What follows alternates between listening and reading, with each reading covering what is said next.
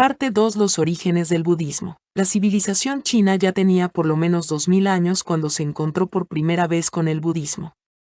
De este modo, la nueva filosofía penetró en una cultura sólidamente establecida a la cual difícilmente podía resultar aceptable sin sufrir grandes adaptaciones de acuerdo con la mentalidad china. Aun cuando había entre el taoísmo y el budismo algunas similitudes tan grandes que han dado lugar a especulaciones acerca de si los contactos entre ambos no tuvieron lugar mucho antes de lo que se supone. China absorbió el budismo como ha absorbido tantas otras influencias externas, no solo filosofías e ideas, sino también poblaciones e invasores extranjeros. Sin duda ello se debe en alguna medida a la extraordinaria estabilidad y madurez que los chinos han derivado del confucianismo. Razonable, humanista, nada fanático. El confucianismo es uno de los sistemas de convención social más viables que el mundo haya conocido.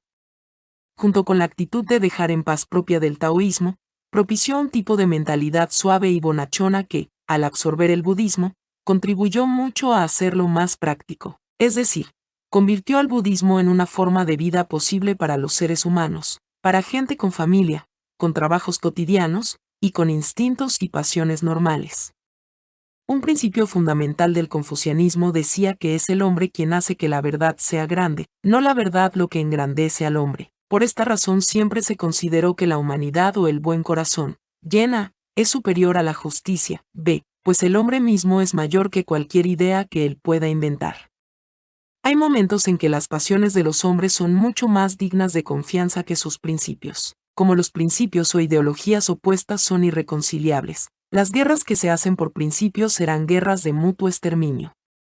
Pero las guerras que se desatan por mera codicia serán mucho menos destructivas, porque el agresor pondrá cuidado en no destruir lo que está tratando de capturar. Los hombres razonables, es decir, los que se comportan como verdaderos seres humanos, serán siempre capaces de llegar a un compromiso. Pero los hombres que se han deshumanizado convirtiéndose en ciegos adoradores de una idea o de un ideal son fanáticos cuya devoción por las abstracciones los convierte en enemigos de la vida. Modificado por tales actitudes, el budismo del lejano oriente es mucho más aceptable y según la naturaleza que sus contrapartidas indias y tibetanas, cuyos ideales de vida a veces parecen ser sobrehumanos, más adecuados a los ángeles que a los hombres. Aún así, todas las formas de budismo suscriben el camino intermedio entre los extremos del ángel, deva, y el demonio, preta, lo ascético y lo sensualista, y sostienen que el supremo despertar o conocimiento búdico puede alcanzarse solo desde el estado humano. Si queremos hacer una presentación históricamente correcta del budismo indio,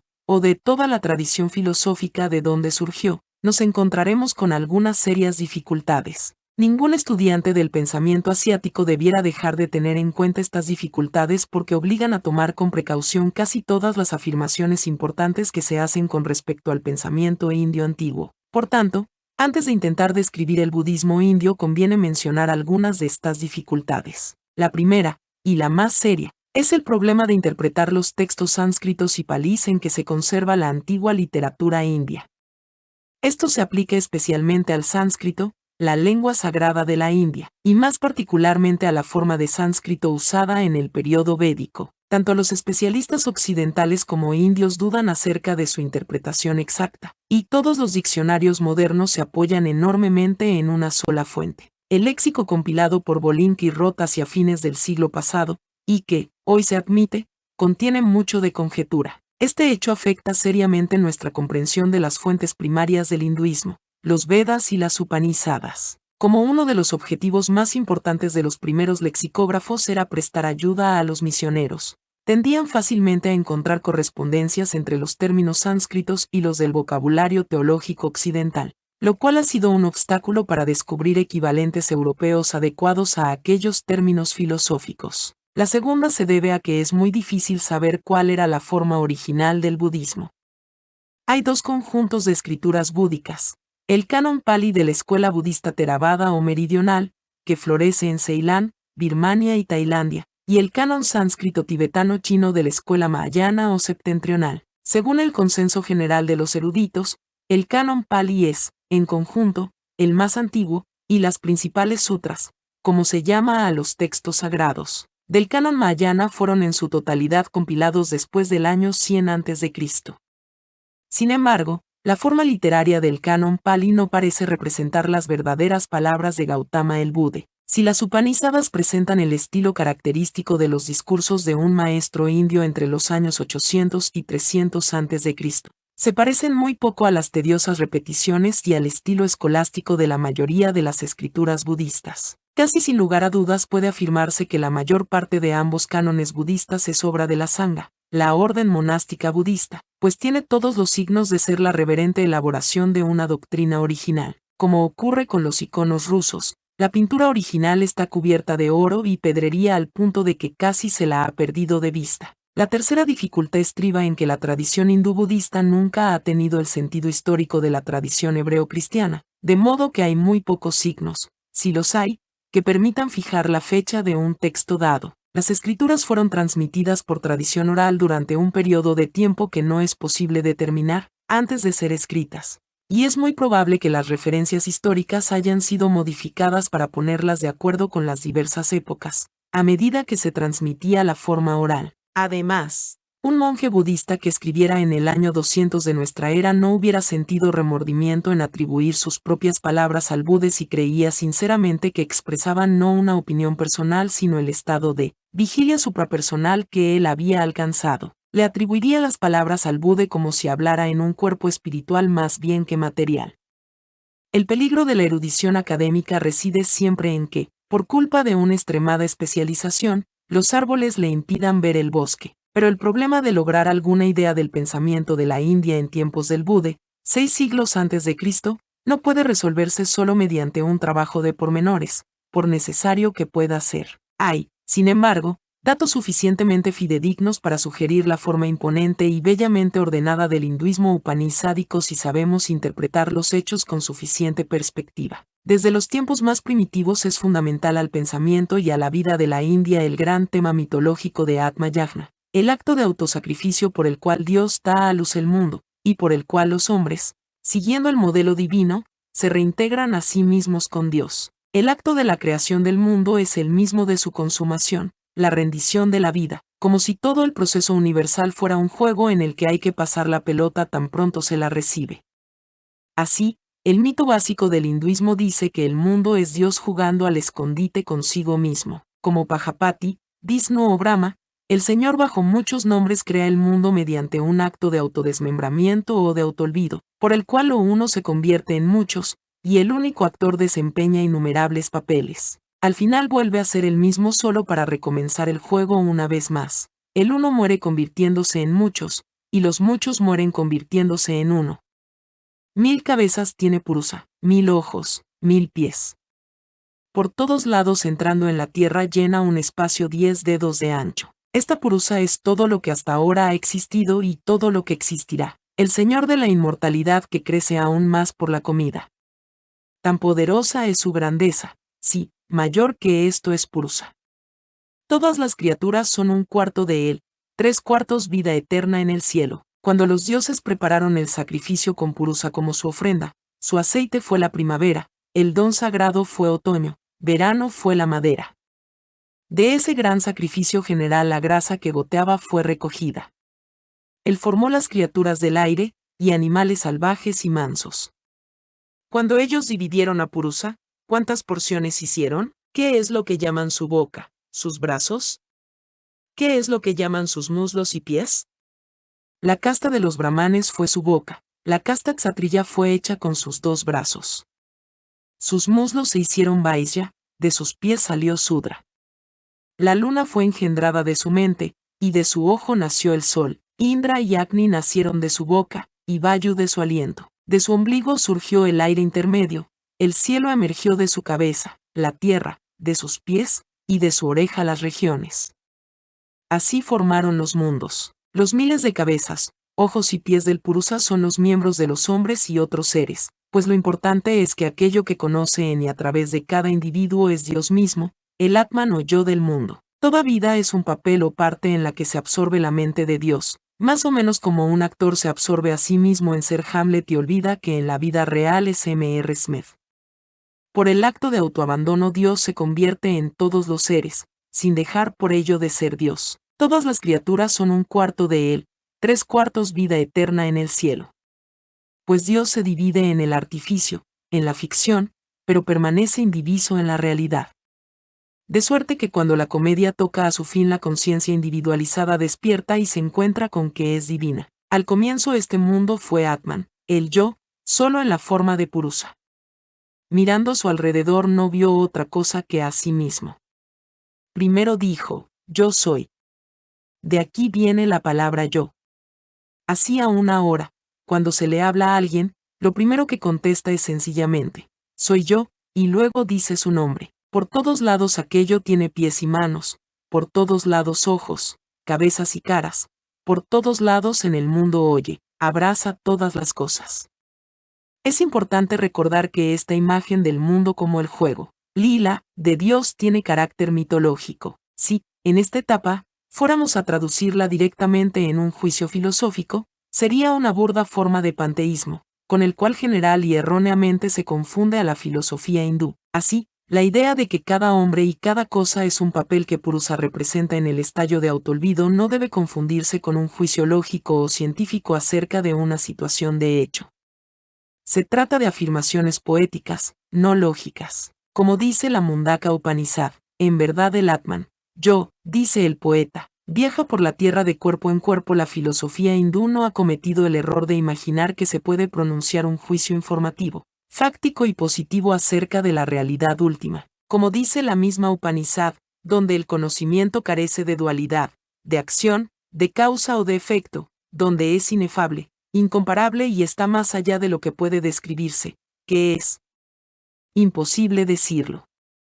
Todo juicio positivo acerca de las últimas cosas debe hacerse en la forma sugestiva del mito y la poesía. En este campo el lenguaje indicativo solo puede decir neti, neti, no, no, pues lo que puede describirse y someterse a las categorías tiene siempre que pertenecer a este campo convencional. La mitología hindú elabora el tema del juego divino en una escala fabulosa, abrazando no solo colosales conceptos de tiempo y espacio, sino también los más remotos extremos del placer y del dolor, de la virtud y de la depravación. El más íntimo yo del santo y del sabio no es menos la deidad velada que el más íntimo yo del libertino, del cobarde, del lunático y hasta de los mismos demonios. Los opuestos, Dvandva, luz y tinieblas, bien y mal, placer y dolor, son los elementos esenciales del juego, pues aunque la deidad se identifica con la verdad, Sat, la conciencia, Chit, y la gloria, Ananda, el lado oscuro de la vida forma parte integrante del juego, así como todo drama tiene que tener su villano para quebrar el status quo, y como las cartas deben ser barajadas, puestas en caos, a fin de que el juego pueda desarrollarse con sentido. Para el pensamiento hindú no existe el problema del mal. Este mundo relativo y convencional es necesariamente un mundo de opuestos.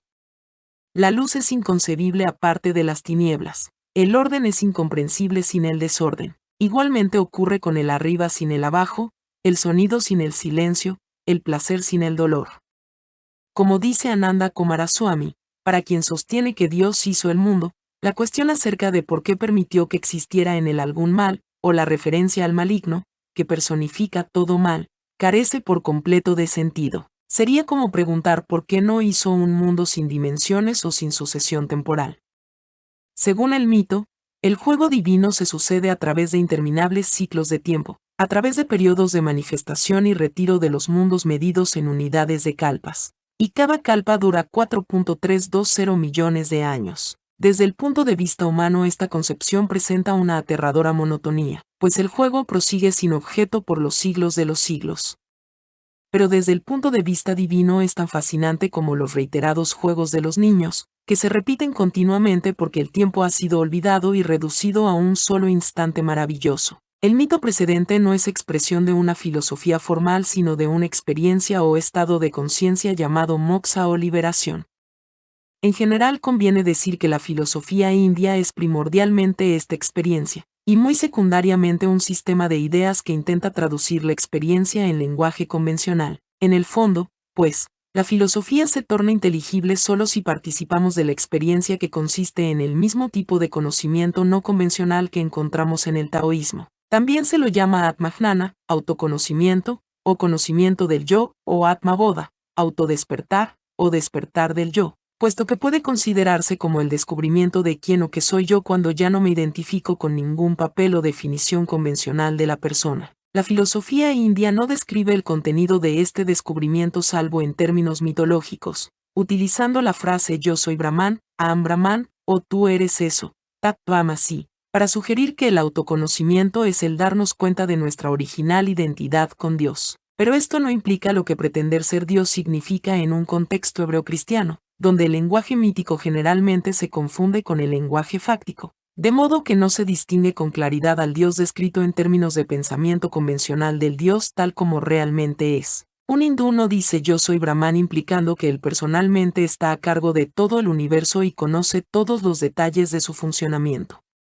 Por una parte, no habla de identidad con Dios en el nivel de su personalidad superficial. Por otra, su Dios, Brahman, no está a cargo del universo de una manera personal. No conoce y actúa a la manera de una persona puesto que no conoce el universo en términos de hechos convencionales ni actúa sobre ellos por medio de la deliberación, el esfuerzo y la voluntad. Quizás sea importante el hecho de que la palabra Brahman procede de la raíz Bri, crecer, pues su actividad creadora, como la del Tao, posee la espontaneidad propia del crecimiento, distinta de la deliberación propia del hacer. Además, aunque se dice que Brahman se conoce a sí mismo, este conocimiento no es una especie de información, un conocimiento como el que tenemos de objetos distintos del sujeto, como dice Sankara, pues él es el cognoscente, y el cognoscente puede conocer otras cosas, pero no puede convertirse a sí mismo en objeto de su propio conocimiento, del mismo modo que el fuego puede quemar otras cosas, pero no puede quemarse a sí mismo. 22. Para la mentalidad occidental resulta enigmático el hecho de que la filosofía india tenga tanto que decir acerca de lo que la experiencia moksha no es, y que diga tan poco, o nada, acerca de lo que esa experiencia es. Esto es naturalmente desconcertante, pues si la experiencia en realidad carece de contenido, o si es tan deficiente en relación con las cosas que consideramos importantes, ¿cómo vamos a explicar la inmensa estimación de que goza en la concepción de la vida? Aún en el nivel convencional seguramente es fácil ver que saber lo que una cosa no es muy a menudo tan importante como saber lo que es. Aun cuando la medicina no puede sugerir ningún remedio eficaz contra el resfrío común, es conveniente saber que ciertas panaceas populares son inútiles. Además, la función del conocimiento negativo se asemeja a la utilidad del espacio, la página en blanco sobre la cual pueden escribirse palabras, el cántaro vacío donde puede verterse líquido, la ventana abierta por donde puede entrar la luz, el caño hueco por donde puede correr el agua. Evidentemente, el valor de la vacuidad reside en que permite efectuar ciertos movimientos, separar o contener una substancia. Pero lo primero es la vacuidad. Por esta razón la filosofía india se concentra en la negación, en liberar la mente de conceptos de verdad. No propone ninguna idea, ninguna descripción de lo que debe llenar el vacío de la mente porque la idea excluiría el hecho, del mismo modo como un cuadro que representara al sol, colgado sobre la ventana, no dejaría entrar la luz del verdadero sol. Así como los hebreos no permitían imágenes de Dios en madera o en piedra, los hindúes no permiten imágenes mentales, salvo que sean tan evidentemente mitológicas que no se las confunda con la realidad. Por tanto, la disciplina práctica, sadhana, que caracteriza el camino de liberación consiste en el progresivo desprendimiento del propio yo, Atman, con respecto a toda identificación. Consiste en darse cuenta de que yo no soy este cuerpo, estas sensaciones, estos sentimientos, estos pensamientos, esta conciencia. La realidad básica de mi vida no es ningún objeto concebible. En última instancia no debe ser identificada tampoco con ninguna idea, ni siquiera con la de Dios o la de Atman. Como dice la Mandukya Upanishad, es aquello que no es consciente ni de lo subjetivo ni de lo objetivo, ni de ambos, que no es ni simple conciencia, ni indiferenciada sensibilidad, ni mera oscuridad. Es invisible, sin relaciones, incomprensible, ininferible e indescriptible, es la esencia de la autoconciencia, o conciencia del yo. El final de Maya el Atman es con respecto a la totalidad de nuestra conciencia lo que la cabeza es con respecto al sentido de la vista, ni luz ni oscuridad, ni lleno ni vacío, solo algo inconcebible que está más allá del resto. En el momento en que ha cesado la última identificación del yo con algún objeto o concepto, en el estado que se llama nirvikalpa o sin concepción, surge como un relámpago desde sus ignotas profundidades el estado de conciencia llamado divino, el conocimiento de Brahman. Traducido al lenguaje convencional, repitámoslo, mito poético, el conocimiento de Brahman se representa como el descubrimiento de que este mundo que parecía ser muchos es en verdad uno, que todo es Brahman y que toda dualidad es el falso producto de la imaginación. Si se toman estas declaraciones como juicios de hechos, lógicamente carecen de sentido y no proporcionan ninguna información. Sin embargo, parecen ser la mejor expresión posible en palabras de la experiencia misma, aunque es como si en el momento de decir la última palabra la lengua quedara paralizada por su propia revelación, y obligada a balbucear absurdos o a quedar callada. Moksha se entiende también como liberación con respecto a Maya, que es una de las palabras más importantes de la filosofía india, tanto hindú como budista. En efecto, el múltiple mundo de los hechos y sucesos se dice que es Maya, y comúnmente se lo entiende como una ilusión que vela la única realización subyacente de Brahman. Esto da la impresión de que moksha es un estado de conciencia en el cual todo el variado mundo de la naturaleza desaparece de la vista. Se confunde en un ilimitado océano de espacio vagamente luminoso. Semejante impresión debería ser desechada de inmediato pues implica una dualidad, una incompatibilidad entre Brahman y Maya, que se opone al principio mismo de la filosofía upanishádica. En efecto, Brahman no es el uno como opuesto a lo mucho, no es lo simple como opuesto a lo complejo. Brahman carece de dualidad, Advaita, es decir, carece de opuestos, puesto que Brahman no es ninguna clase ni, por otra parte, está fuera de clase alguna. Ahora bien, la clasificación es precisamente Maya. La palabra deriva de la raíz sánscrita matra, medir, formar, construir o trazar un plan, raíz de donde obtenemos palabras grecolatinas como metro, matriz, material y materia. El procedimiento fundamental de la medida es la división, ya trazando una línea con el dedo, ya separando o incluyendo círculos con la extensión de la mano o de un compás, ya vertiendo granos o líquidos en medidas de volumen. Así la raíz sánscrita dva, de donde derivamos la palabra dividir, es también la raíz de la palabra latina duo, dos, y del español dual. Decir, por tanto, que el mundo de los hechos y sucesos es Maya equivale a decir que hechos y sucesos son términos de medida más bien que realidades de la naturaleza. Sin embargo, debemos ampliar el concepto de medida de modo que incluya el poner límites de toda clase, tanto por la clasificación descriptiva como por el cribado selectivo. Así será fácil ver que los hechos y los sucesos son tan abstractos como las líneas de latitud o los pies y las pulgadas. Consideremos por un momento que es imposible aislar un solo hecho, separarlo totalmente.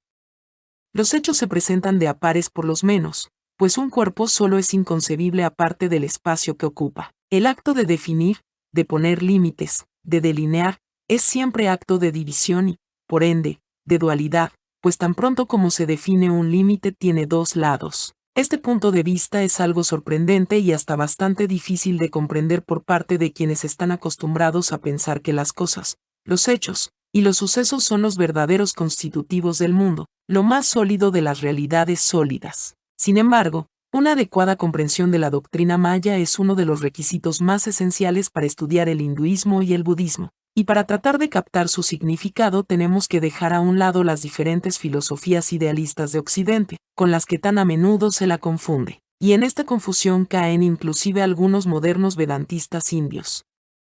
En efecto, el mundo no es una ilusión de la mente en el sentido de que, ante los ojos del hombre liberado, Jivan Mukta, no hay nada que ver salvo un vacío sin huella. El liberado ve el mundo que nosotros vemos, pero no lo amojona, mide y divide de la misma manera que nosotros. No lo considera como real o concretamente quebrado en sucesos y cosas separadas. Ve que la piel puede considerarse tanto como lo que nos une a nuestro ambiente como lo que nos separa de él. Ve, además, que la piel será considerada como algo que une solo si antes había sido considerada como algo que separa, o viceversa. Por tanto, su punto de vista no es monista. No piensa que todas las cosas son en realidad uno porque, hablando concretamente, nunca hubo cosas que debieran considerarse uno. Unir es tan maya como separar. Por esta razón tanto los hindúes como los budistas prefieren decir que la realidad es no dual más bien que una, pues el concepto de uno siempre tiene que estar en relación con el de muchos.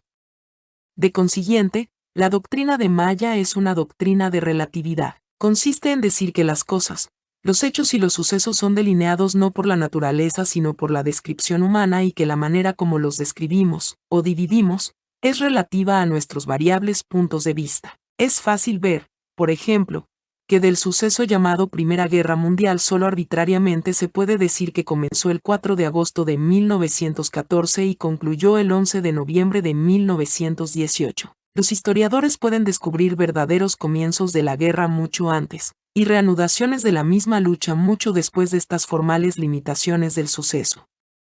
Pues los sucesos pueden dividirse y unirse como gotas de mercurio según las cambiantes modas de la descripción histórica. Los límites de los sucesos son más convencionales que naturales, en el sentido en que se dice que la vida del hombre comienza en el momento del parto más bien que en el de la concepción o en el del destete.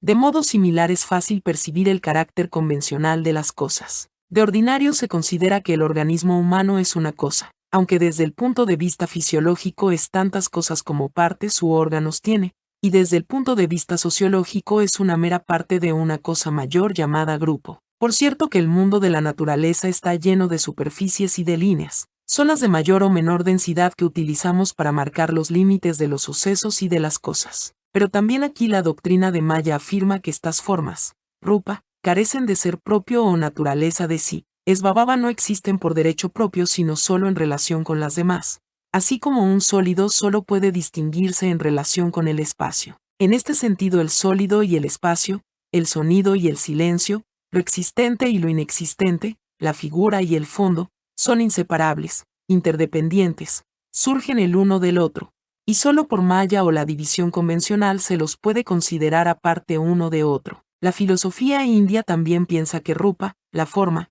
es Maya, porque no es permanente.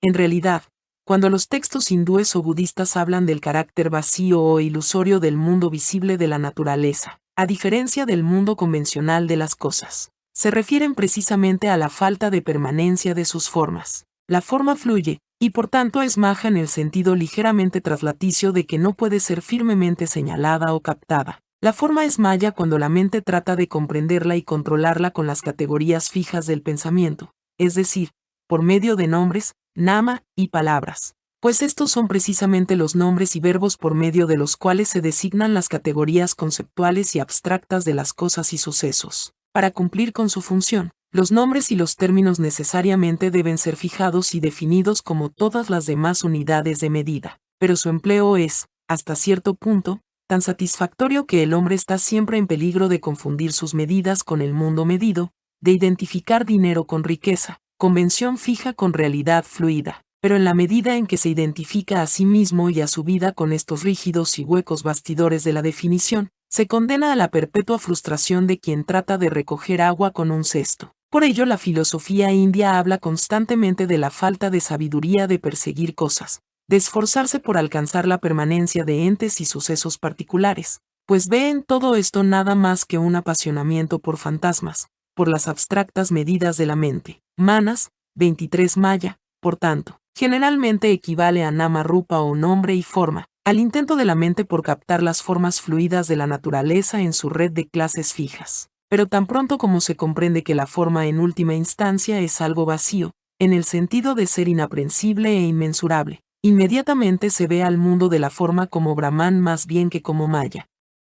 El mundo formal se convierte en el mundo real cuando ya no es agarrado, cuando ya no oponemos resistencia a su cambiante fluidez. De aquí que el mismo carácter transitorio del mundo sea el signo de su divinidad, de su real identidad con la indivisible e inmensurable infinitud de Brahman. Por esta razón la insistencia con que el hinduismo y el budismo hablan del carácter no permanente del mundo no tiene la significación pesimista y nihilista que los críticos occidentales normalmente le atribuyen. La transitoriedad es deprimente solo para el espíritu que se empeña en aferrarse a ella, pero para la mente que deja que las cosas sigan su curso y que se mueve con el flujo del cambio, que en la metáfora del budismo Zen se convierte en algo similar a una pelota en un arroyo de montaña. El sentido de lo transitorio y de lo vacío se vuelve una especie de éxtasis. Por esta razón tanto en Oriente como en Occidente la impermanencia es a menudo tema de la poesía más profunda y conmovedora. Tanto es así que el esplendor del cambio relumbra aun cuando el poeta parece lamentarlo más. El mañana y el mañana y el mañana avanzan a pequeños pasos, de día en día, hasta la última sílaba del tiempo recordable y todos nuestros ayeres han alumbrado a locos el camino hacia el polvo de la muerte. Extingúete, extinguete, fugaz antorcha. La vida no es más que una sombra que pasa, un pobre cómico que se pavonea y agita una hora sobre la escena, y después no se le oye.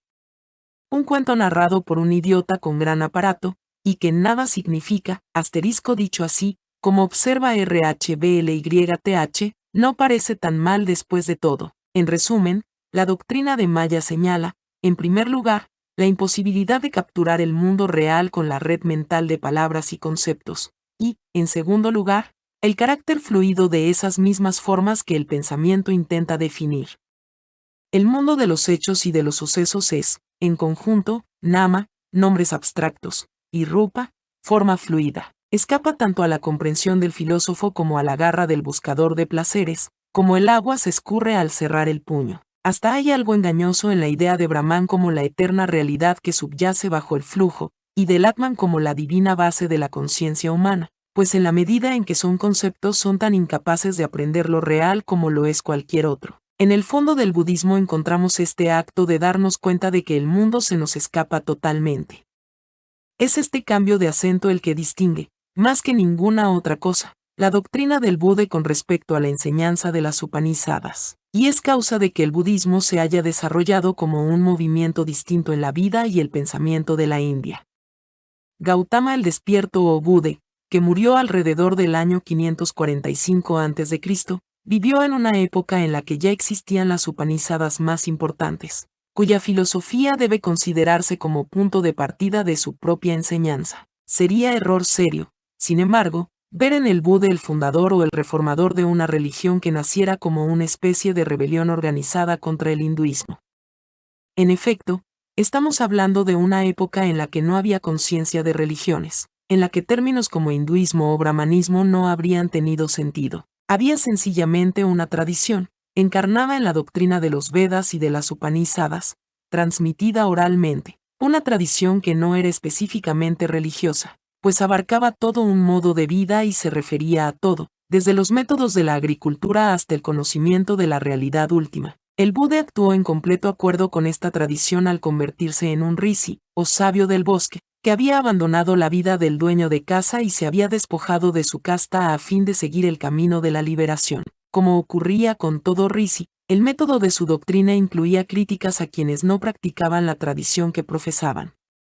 Además, el Buda era enteramente tradicional en su abandono de la casta y en su aceptación de estudiantes sin casta y sin hogar, que lo seguían, pues la tradición india, más aún que la china, específicamente favorece el abandono de la vida convencional al llegar a cierta edad, después de haber cumplido con los deberes de la familia y de la ciudadanía. La renuncia a la casta es el signo exterior y visible de que uno ha realizado su verdadero estado de no clasificado, que el propio papel o persona es puramente convencional, y que la verdadera naturaleza de uno no es ni una cosa ni un cuerpo, es decir, nada ni nadie. Esta realización era el punto crucial de la experiencia del despertar, bodhi, del Buda, que le ocurrió una noche mientras estaba sentado bajo el célebre árbol Bo, en Gaya, tras 7 años de meditación en los bosques. Desde el punto de vista del Zen, esta experiencia constituye el contenido esencial del budismo, y la doctrina verbal es muy secundaria con respecto a la transmisión sin palabras de la experiencia misma,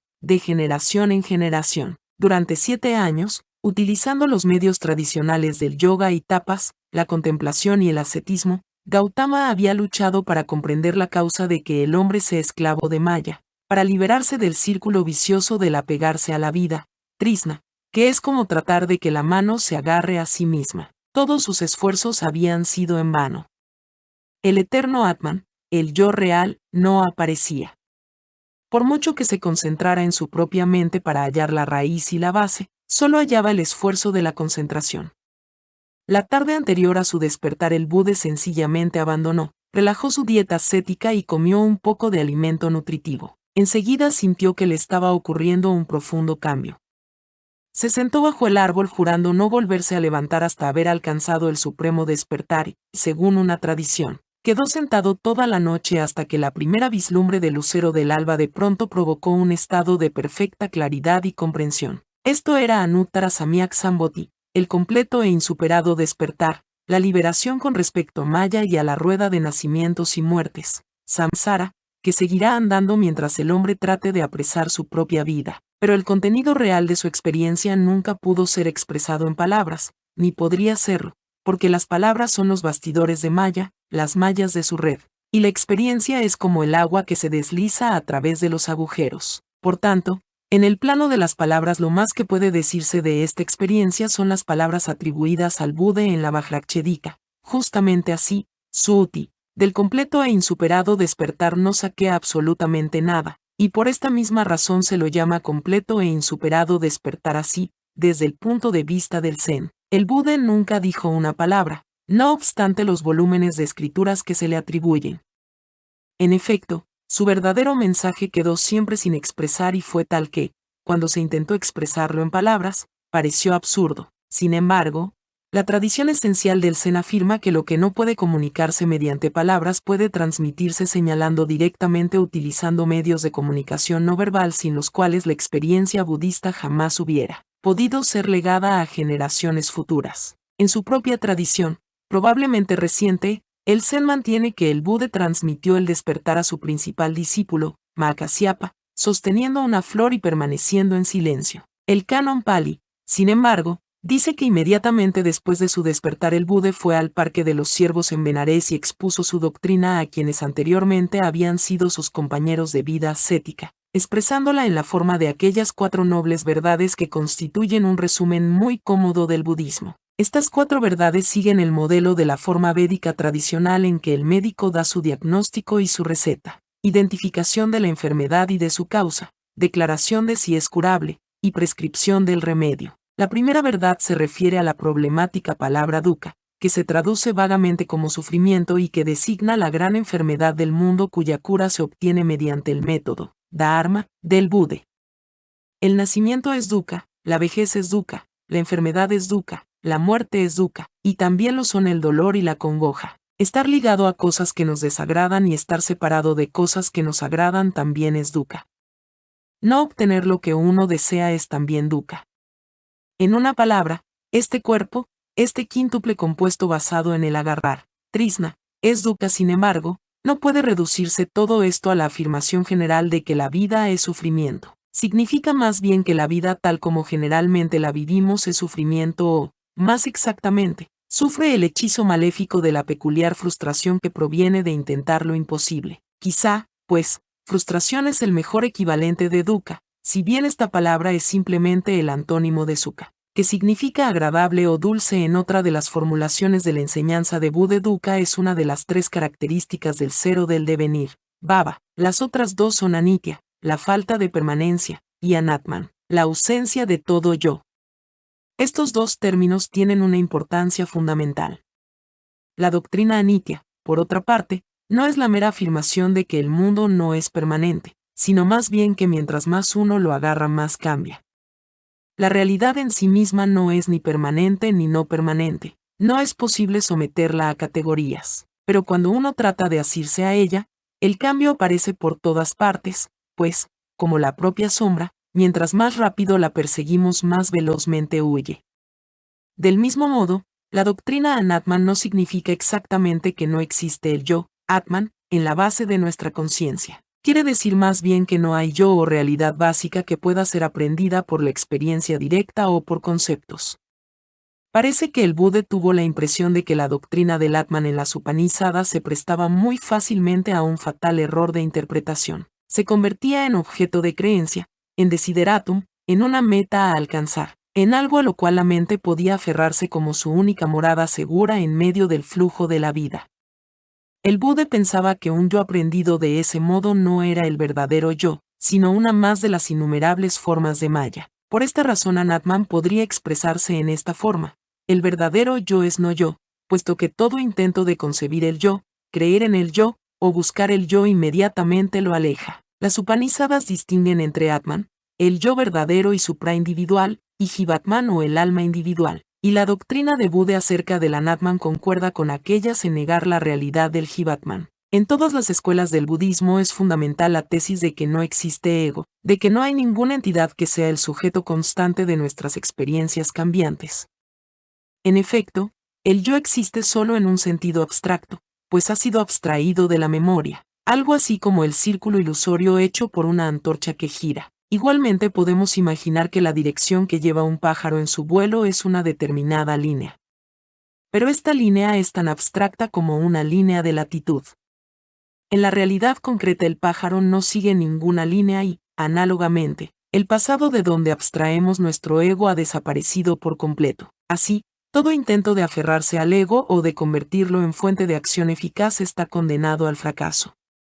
La segunda noble verdad se refiere a la causa de la frustración, que recibe el nombre de trisna, aferrarse o agarrarse, basada en avidia, que es la ignorancia o la inconsciencia.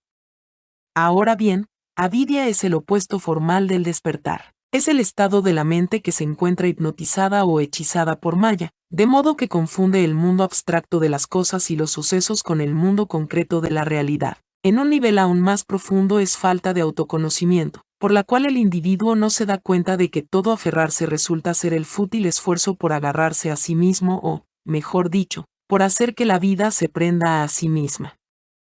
En efecto, para quien posee autoconocimiento no hay dualidad entre sí mismo y el mundo exterior. Avidia es ignorar el hecho de que sujeto y objeto están en relación recíproca, como cada cara de una moneda, de modo que cuando uno persigue el otro se retira. Por esta razón el intento egocéntrico de dominar el mundo, de poner al mundo bajo el control del ego hasta donde sea posible, a poco de hacerse presente plantea la dificultad del autocontrol del ego. En realidad se trata de un simple problema de lo que hoy llamamos cibernética, la ciencia del control. Desde el punto de vista lógico y mecánico es fácil percibir que un sistema que se aproxima al perfecto autocontrol también se acerca a la autofrustración. Tal sistema es un círculo vicioso. Tiene la misma estructura que un juicio que dice algo acerca de sí mismo. Por ejemplo, estoy mintiendo, cuando ello implica que el juicio mismo es una mentira. El juicio circula vanamente sin fin, pues es siempre verdadero en la medida en que es falso, y falso en la medida en que es verdadero. Dicho de otra manera, no puedo arrojar una pelota mientras la mantengo agarrada a fin de conservar perfecto control de su movimiento. Así, el deseo de control perfecto, tanto del ambiente como de sí mismo, se basa en una profunda desconfianza de quien controla. Avidia consiste en no darse cuenta de la contradicción fundamental de esta posición. Por consiguiente de ella surge el inútil intento de aprender o controlar la vida, que es pura autofrustración, y el modelo de vida consiguiente es el círculo vicioso que el hinduismo y el budismo llaman samsara, la rueda del nacimiento y de la muerte. 26. El principio activo de la rueda se conoce con el nombre de karma o acción condicionada, es decir, una acción que surge de un motivo y persigue un resultado, y que pertenece al tipo de acciones que siempre requiere una necesidad para que se produzcan. Cuando el hombre interfiere en el mundo de modo que se ve obligado a seguir interfiriendo, cuando la solución de un problema crea aún más problemas que resolver, cuando el control de una cosa crea la necesidad de controlar diversas otras, entonces el hombre está enredado en el karma. Karma es, pues, el destino de todo aquel que trata de ser Dios. Le pone al mundo una trampa en la que él mismo cae prisionero. Muchos budistas entienden la rueda del nacimiento y de la muerte muy literalmente como un proceso de reencarnación en el que el karma que configura al individuo lo hace reiteradamente a través de numerosas vidas hasta que, por el conocimiento y el despertar, queda en reposo. Pero en el Zen, así como en otras escuelas del Mahayana, a menudo se lo toma de una manera más figurada, en el sentido de que el proceso de renacimiento ocurre en cada momento, de modo que uno sigue renaciendo en la medida en que uno se identifica con un yo continuo que vuelve a reencarnarse a cada momento. Por tanto, la validez y el interés de la doctrina no dependen de la aceptación de una teoría especial de la supervivencia. Su importancia reside más bien en ilustrar el problema de la acción en círculo vicioso y en resolverlo. Y en este sentido la filosofía budista cobra especial interés para los estudiosos de la teoría de las comunicaciones, cibernética, filosofía lógica y otros temas. La tercera noble verdad se refiere al poner fin a la autofrustración, al aferrarse a toda la pauta viciosamente circular del karma que engendra la rueda. El fin se llama nirvana, palabra de tan dudosa etimología que es muy difícil darle una traducción sencilla. Se la ha relacionado de varias maneras con raíces sánscritas que le darían el significado de apagar una llama de un soplido, o simplemente apagar de un soplido, expirar o despirar, o el cesar de las ondas, vueltas o círculos, Briti, de la mente. Estas dos últimas interpretaciones parecen ser las que tienen más sentido. El nirvana como despiración es el acto de quien ha visto la futilidad de tratar de contener su aliento o la vida, prana, indefinidamente, ya que contener el aliento es perderlo. Así nirvana es equivalente de moksha, la liberación. Visto desde cierto ángulo parece ser desesperación, el reconocimiento de que la vida escapa totalmente a nuestros esfuerzos por controlarla, de que todo el esfuerzo humano no es más que un estéril manotazo hacia las nubes. Vista desde otro ángulo, esta desesperación se convierte en gozo y en poder creador, según el principio de que perder la vida es encontrarla. Encontrar la libertad de acción desembarazada de la autofrustración y de la ansiedad inherentes al esfuerzo de querer salvar y controlar el yo. Si nirvana se relaciona a la cesación, nir, de las vueltas, vritti, es sinónimo de la finalidad de yoga, que en el Yoga Sutra se define cita vritti nirodha, la cesación de las vueltas de la mente. Estas vueltas son los pensamientos con los cuales la mente trata de captar el mundo y de captarse a sí misma. Yoga es la práctica que tiene por finalidad detener estos pensamientos pensando acerca de ellos, hasta que se siente con tanta vivacidad la total futileza del proceso que éste desaparece y la mente descubre su estado natural, libre de confusión. Sin embargo, es evidente que ambas etimologías nos dan la misma significación esencial. Nirvana es la forma de vida que resulta cuando acaba el esfuerzo de aferrarse a la vida.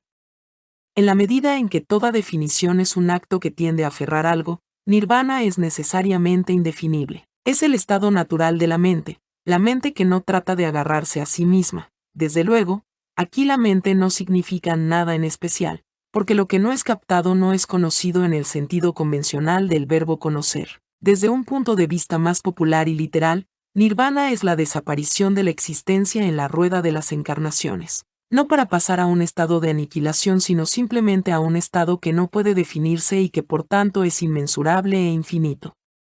Lograr el nirvana es también lograr el conocimiento búdico, el despertar, pero de ninguna manera se trata de un logro efectivo en el sentido corriente de la palabra, pues no hay ninguna adquisición ni motivación. Es imposible desear el nirvana o intentar alcanzarlo, porque cualquier cosa deseable o concebible como objeto de acción no es, por definición, nirvana. Nirvana solo puede surgir inintencionalmente, espontáneamente, cuando se ha percibido a fondo la imposibilidad del autoagarrarse. Un Buda, por tanto, es un hombre sin jerarquía. No está arriba, como el ángel, ni abajo, como el demonio. No se encuentra en ninguna de las 6 divisiones de la rueda, y sería erróneo considerarlo superior a los ángeles, pues la ley de la rueda establece que lo que sube deberá bajar, y viceversa. El Buda ha trascendido todas las dualidades y por consiguiente no tendría sentido para él considerarse como una persona superior o como un éxito espiritual. La cuarta noble verdad describe el óctuple sendero del Dharma de Buda, es decir, el método o doctrina por la cual se pone fin a la autofrustración. Cada sección del sendero tiene un nombre precedido por la palabra samyak, en pali, sama, que significa perfecto o completo. Las 2 primeras secciones se refieren al pensamiento. Las otras 4 tienen que ver con la acción, y las 2 últimas se ocupan de la contemplación o conocimiento. Tenemos, por tanto, 1 samyak dristi, o visión completa. 2 samyak samkalpa, o entendimiento completo. 3 samyak vak, o lenguaje completo, es decir, veraz. 4 samyak karmanta, o acción completa.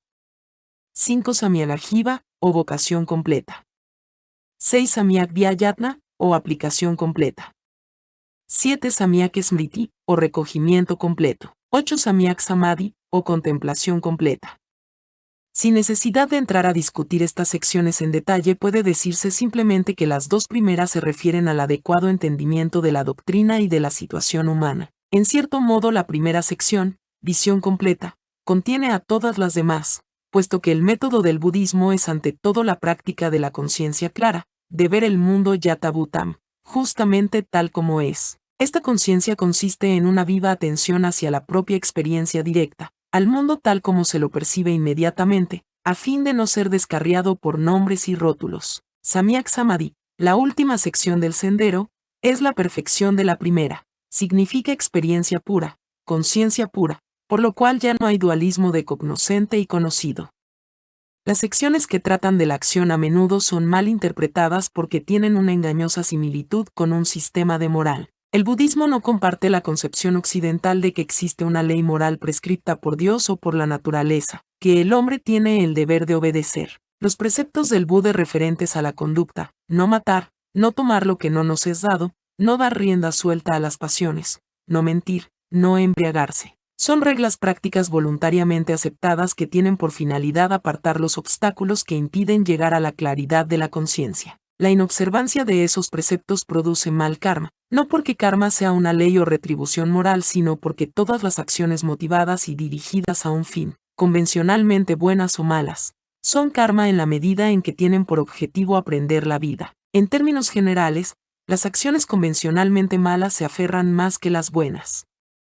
Pero los niveles más altos de la práctica budista se ocupan del desapego con respecto al buen karma tanto como con respecto al malo. Así, la acción completa es en última instancia acción libre, directa, espontánea, exactamente en el mismo sentido del Wu-wei taoísta.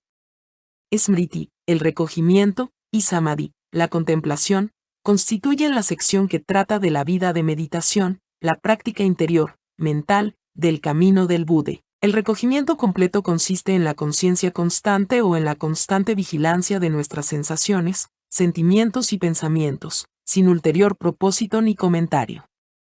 Es una total claridad y presencia de ánimo, activamente pasiva, en la que los sucesos van y vienen como reflejos en un espejo, no se refleja nada salvo lo que es, caminando, sentado, de pie o acostado, comprende lo que está haciendo, de suerte que cualquiera sea la acción que su cuerpo realiza, la comprende tal como es. Al partir o al regresar, al mirar hacia adelante o alrededor, al doblar o extender su brazo, actúa con clara conciencia. Mediante esta conciencia se ve que la separación entre el pensador y el pensamiento, el cognoscente y lo conocido, el sujeto y el objeto, es puramente abstracta. No existe por una parte la mente y por otra las experiencias. Hay simplemente un proceso de experiencia en el que no hay nada que captar, como objeto, ni nadie, como sujeto, para captarlo. Visto de esta manera, el proceso de la experiencia deja de agarrarse a sí mismo. Un pensamiento sigue a otro sin interrupción, es decir, sin ninguna necesidad de dividirse a sí mismo y convertirse en su propio objeto. Donde hay un objeto, allí surge el pensamiento. ¿Es, pues, el pensamiento una cosa y el objeto otra? No, lo que es el objeto, tal es el pensamiento. Si el objeto fuera una cosa y el pensamiento otra, entonces habría un doble estado de pensamiento. Así que el objeto mismo es justamente pensamiento. ¿Puede entonces el pensamiento pasar revista al pensamiento? No, el pensamiento no puede pasar revista al pensamiento. Como la hoja de una espada no puede cortarse a sí misma, como la punta del dedo no puede tocarse a sí misma, así tampoco el pensamiento puede verse a sí mismo. Esta no dualidad de la mente, en la que ya no está dividida contra sí misma, es Samadhi, y debido a que desaparece el infructuoso manoteo de la mente que trata de captarse a sí misma, Samadhi es un estado de profunda paz.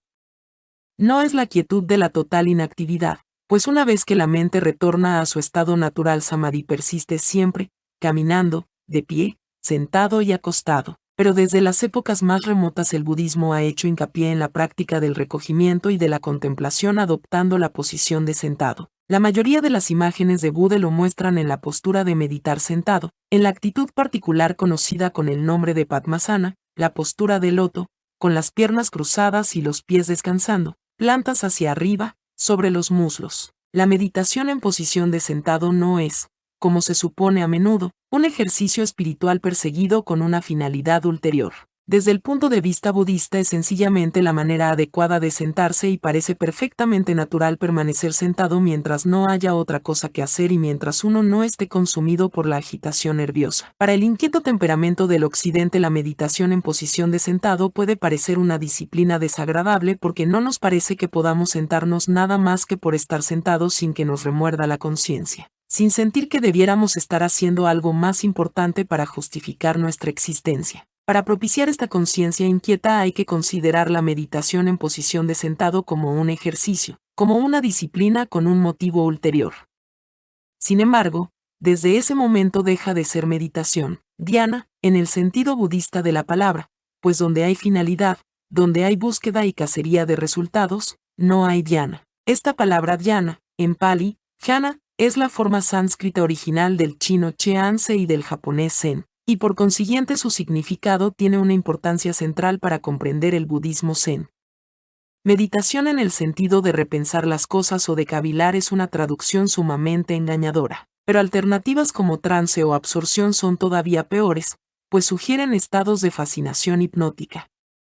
La mejor solución parece ser dejar la palabra dhyana sin traducir y añadirla al vocabulario de nuestra lengua como hemos hecho con nirvana y tao. Tal como se lo usa en el budismo, el término dhyana comprende tanto el recogimiento, smriti, como samadhi, y la mejor manera de indicar su significado es caracterizarlo como el estado de conciencia unificada o de una sola punta. Tiene una sola punta en el sentido de que se enfoca en el presente, puesto que para la conciencia clara no hay ni pasado ni futuro sino solo este único momento, ekaksana, que los místicos occidentales han llamado el eterno ahora. Tiene una sola punta también en el sentido de ser un estado de conciencia sin diferenciación entre cognoscente, el conocimiento y lo conocido.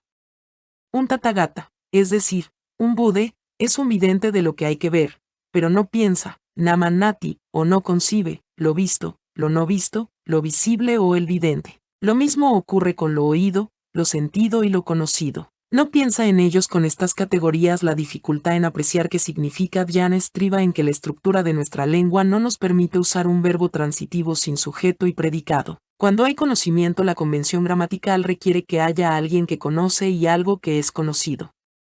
Estamos tan habituados a esta convención al hablar y al pensar que no nos damos cuenta de que se trata de una simple convención, y que no corresponde necesariamente a la experiencia real del conocer. Así, cuando decimos una luz relampagueo, es más fácil ver a través de la convención gramatical y darse cuenta de que el relampagueo es la luz.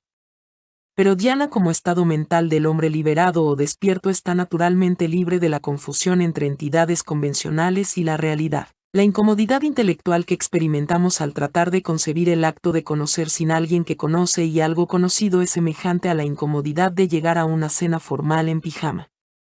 El error es convencional, no ontológico. Vemos una vez más cómo la convención, el maya de la medida y de la descripción, puebla el mundo con esos fantasmas que llamamos entidades y cosas.